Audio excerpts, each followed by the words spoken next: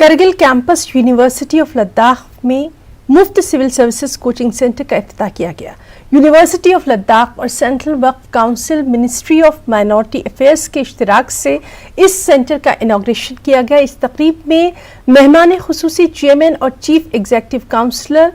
LAHDC Kargil Firoz Khan रहे।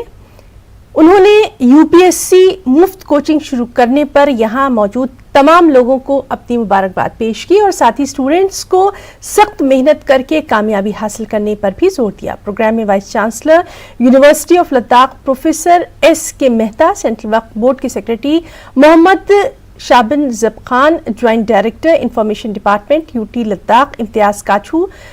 Rector Kargil campus UOL Kaneez Fatima, Agha Syed Hasan Arban और दीगर मौजूद रहे।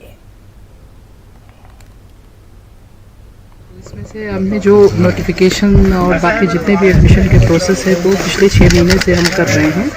और इसमें जो नोटिफिकेशन हमने दिया है जितने भी यहाँ एस्पिरेंट्स हैं वो एडमिशन को रजिस्टर करने के लिए, तो इसमें 108 कैंडिडेट्स की रजिस्ट्रेशन हुई थी और हमने इसमें टेस्ट इनका कंडक्ट किया था, इसी के स्टैंडर्ड के अकॉर्डिंग किया था, जिसमें एप्टीट्यूड और रिजल्ट और एप्लीकेशंस जो है वो सारा हमने इसमें कंटेंट्स रखे थे। ऑनरेबल CC फिरोज अहमद खान साहब बोल रहे थे कि और